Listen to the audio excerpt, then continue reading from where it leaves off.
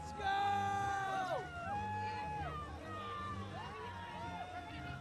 We love you, Joe! We love you, Joe! Let's go! Woo!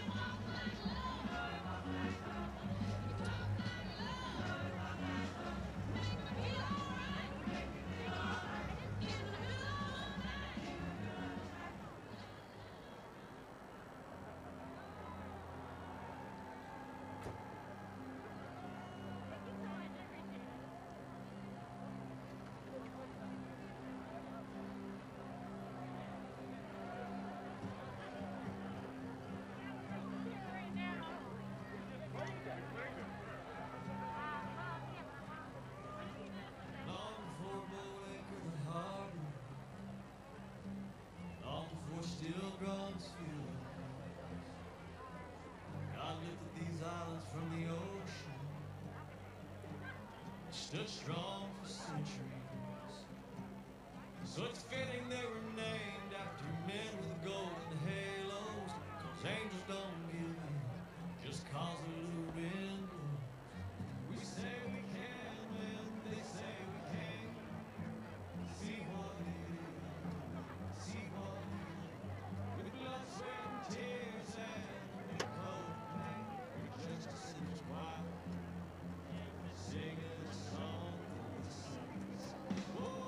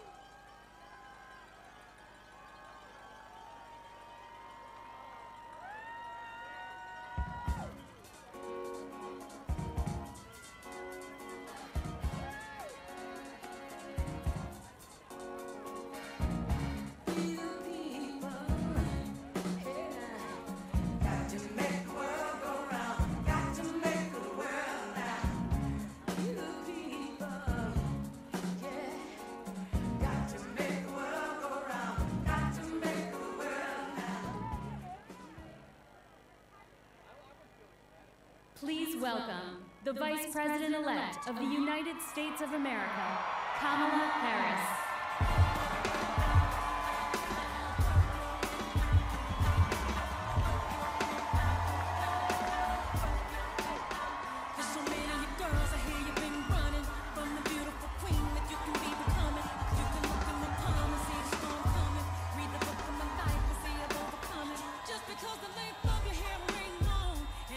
Criticize you for your skin tone.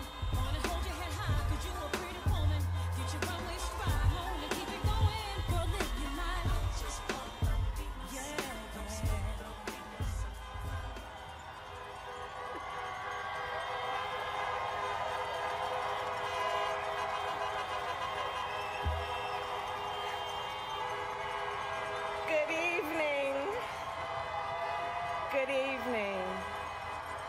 Good evening. Good evening. Thank you. Thank you. Good evening. So, thank you. Good evening. So, Congressman John Lewis,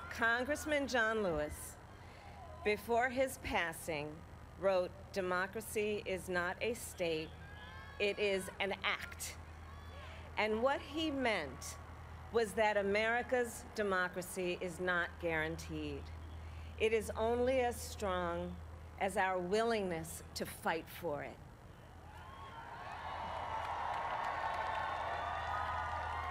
To guard it and never take it for granted. And protecting our democracy takes struggle, it takes sacrifice, but there is joy in it, and there is progress, because we, the people, have the power to build a better future.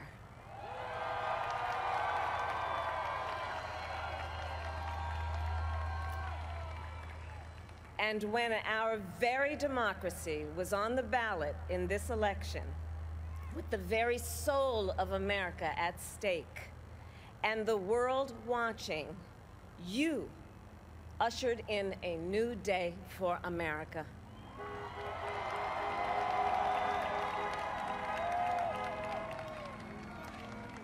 To our campaign staff and volunteers, this extraordinary team, thank you for bringing more people than ever before into the democratic process.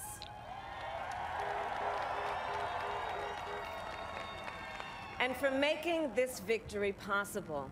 To the poll workers and election officials across our country who have worked tirelessly to make sure every vote is counted, our nation owes you a debt of gratitude.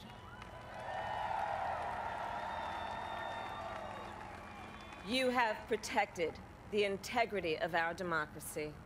And to the American people who make up our beautiful country, thank you for turning out in record numbers to make your voices heard.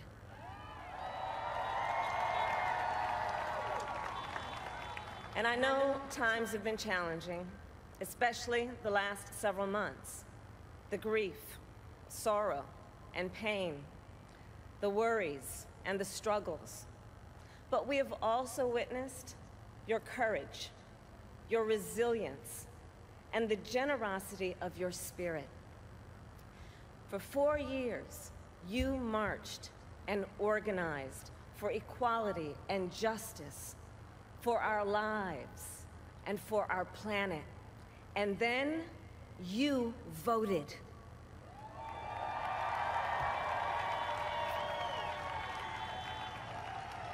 And you delivered a clear message. You chose hope and unity, decency, science, and yes, truth.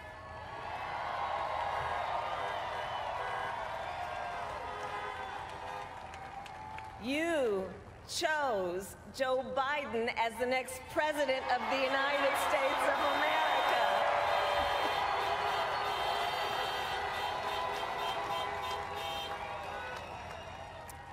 And Joe is a healer, a uniter, a tested and steady hand, a person whose own experience of loss gives him a sense of purpose that will help us as a nation reclaim our own sense of purpose. And a man with a big heart who loves with abandon. It's his love for Jill, who will be an incredible First Lady.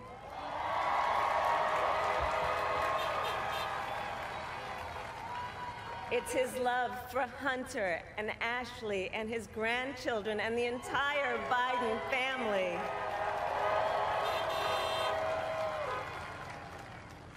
And while I first knew Joe as vice president, I really got to know him as the father who loved Bo, my dear friend who we remember here today. and to my husband, Doug,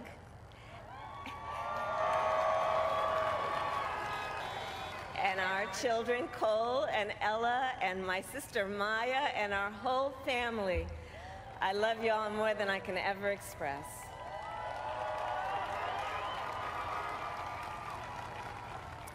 We are so grateful to Joe and Jill for welcoming our family into theirs on this incredible journey. And to the woman most responsible for my presence here today, my mother, Shamala Gopalan Harris, who is always in our hearts.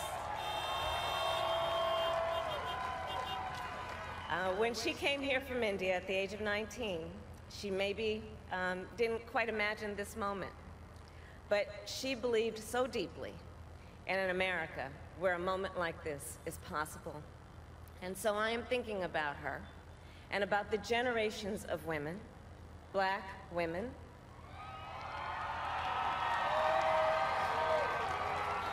Asian, white, Latina, Native American women, who throughout our nation's history have paved the way for this moment tonight. Women who fought and sacrificed so much for equality and liberty and justice for all, including the Black women who are often, too often, overlooked, but so often prove they are the backbone of our democracy.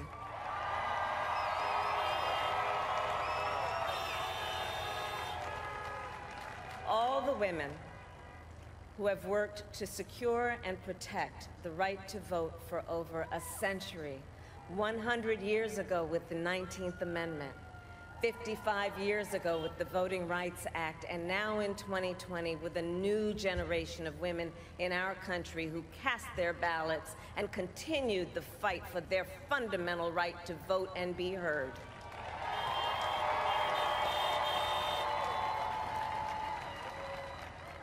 Tonight, I reflect on their struggle, their determination, and the strength of their vision to see what can be unburdened by what has been. And I stand on their shoulders.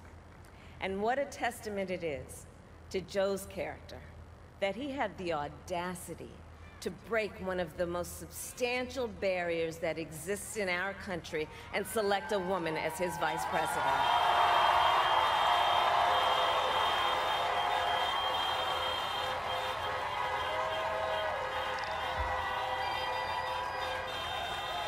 But while I may be the first woman in this office, I will not be the last.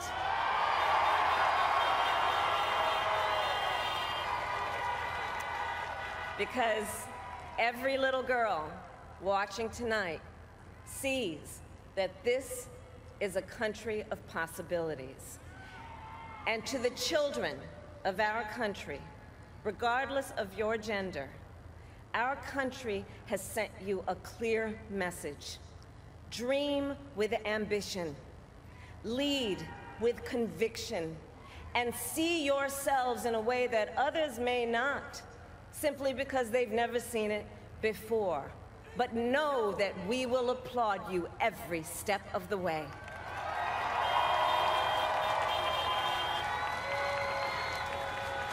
And to the American people, no matter who you voted for, I will strive to be a vice president, like Joe was to President Obama, loyal, honest, and prepared, waking up every day thinking of you and your family.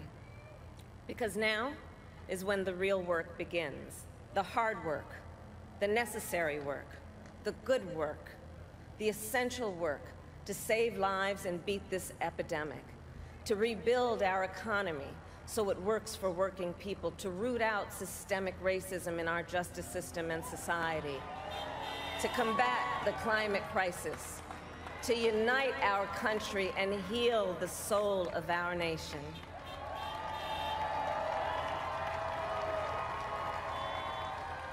And the road ahead will not be easy, but America is ready. And so are Joe and I.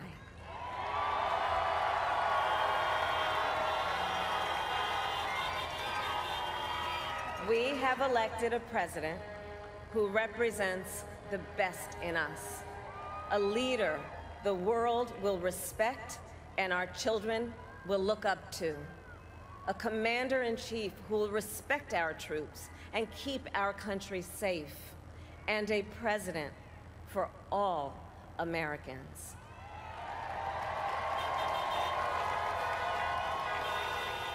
And it is now my great honor to introduce the President-elect of the United States of America, Joe Biden.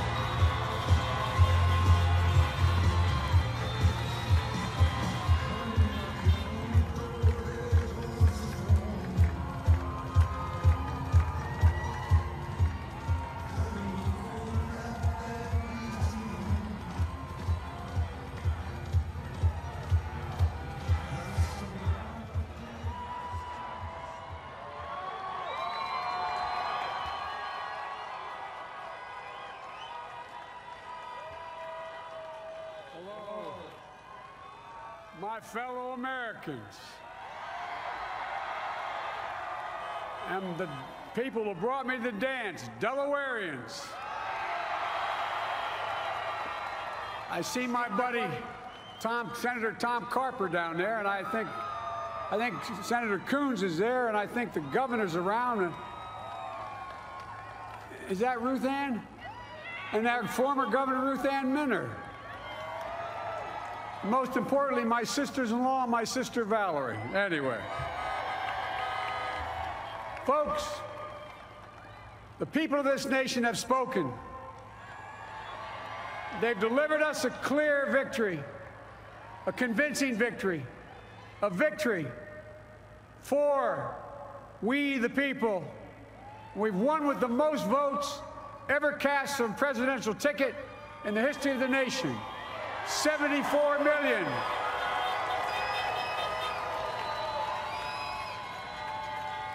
What I must admit has surprised me.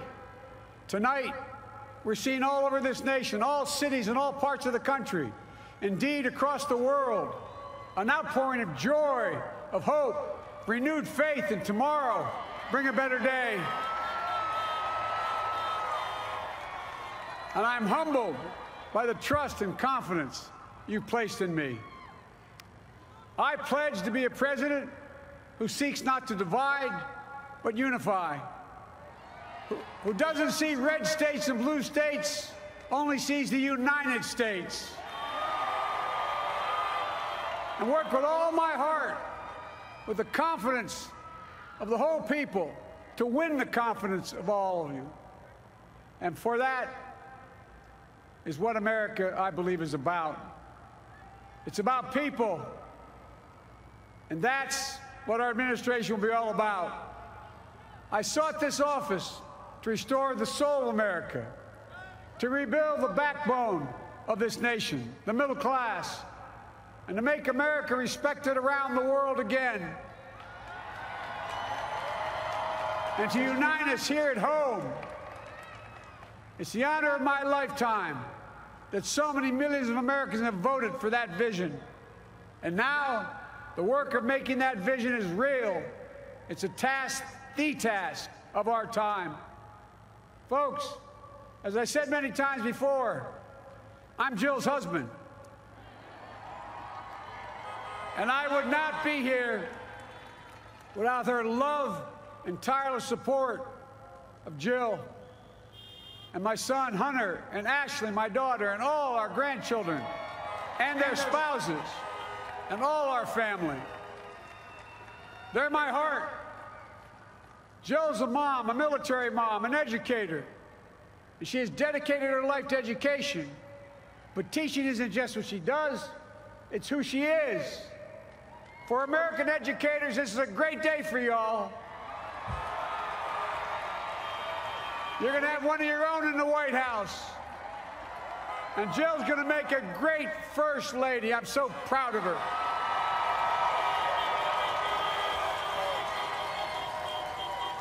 And I'll have the honor of serving with the fantastic Vice President who you just heard from, Kamala Harris,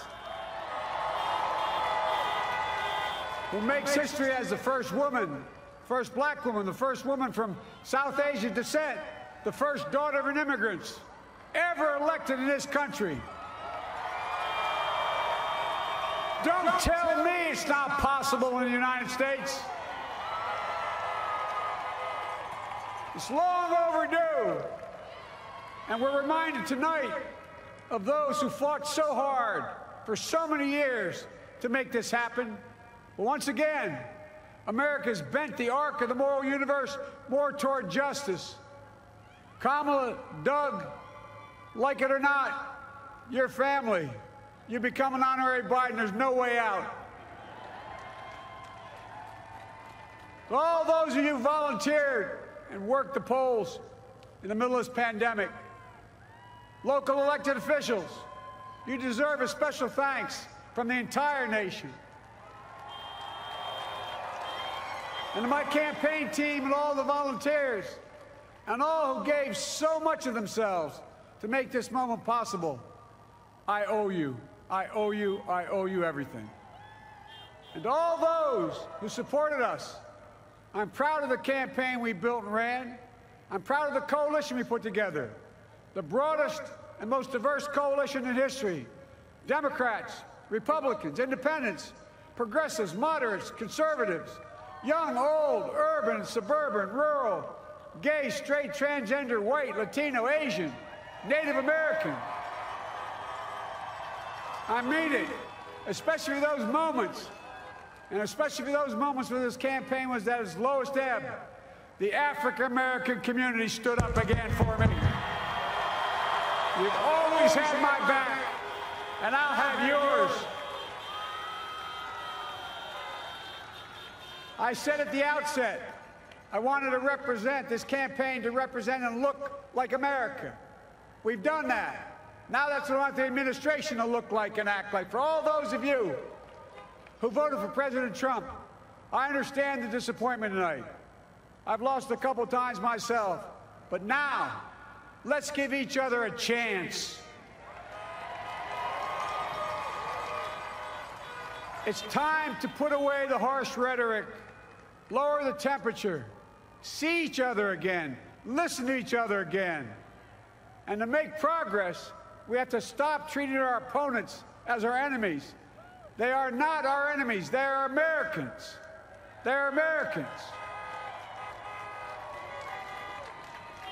The Bible tells us to everything there is a season, a time to build, a time to reap and a time to sow, and a time to heal.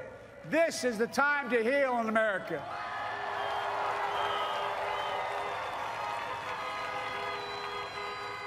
Now this campaign is over. What is the will of the people? What is our mandate? I believe it's this. Americans have called upon us to marshal the forces of decency, the forces of fairness, to marshal the forces of science and the forces of hope in the great battles of our time. The battle to control the virus, the battle to build prosperity, the battle to secure your family's health care, the battle to achieve racial justice and root out systemic racism in this country, and the battle to save our planet by getting climate under control, the battle to restore decency, defend democracy, and give everybody in this country a fair shot. That's all they're asking for, a fair shot.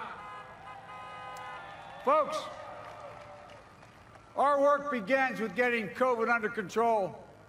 We cannot repair the economy, restore our vitality, or relish life's most precious moments, hugging our grandchildren, our children, our birthdays, weddings, graduations, all the moments that matter most to us until we get it under control.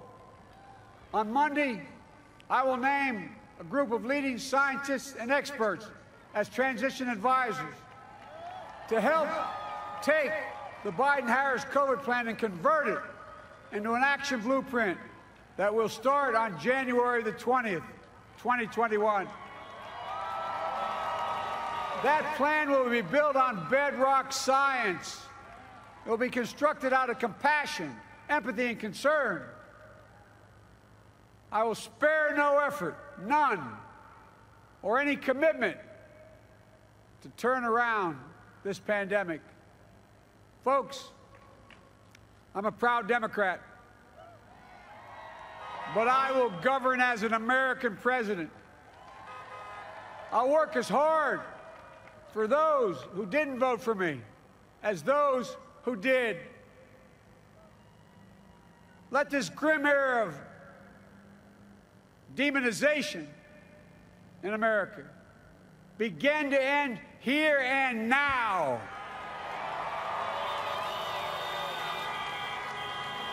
The refusal of Democrats and Republicans to cooperate with one another, it's not some mysterious force beyond our control. It's a decision, a choice we make. And if we can decide not to cooperate, then we can decide to cooperate. And I believe that this is part of the mandate given to us from the American people. They want us to cooperate in their interest. And that's the choice I'll make. And I'll call on Congress, Democrats and Republicans alike, to make that choice with me. The American story is about slow yet steadily widening the opportunities in America. And make no mistake, too many dreams have been deferred for too long. We must make the promises of the country real for everybody, no matter their race, their ethnicity, their faith, their identity, or their disability. Folks, America has always been shaped by inflection points, by moments in time where we've made hard decisions about who we are and what we want to be. Lincoln in 1860, coming to save the Union. FDR in 1932, promising a beleaguered country a new deal. JFK in 1960, pledging a new frontier. And 12 years ago, when Barack Obama made history, he told us, yes, we can. Well, folks, we stand at an inflection point. We have an opportunity to defeat despair, to build a nation of prosperity and purpose. We can do it. I know we can. I've long talked about the battle for the soul of America. We must restore the soul of America.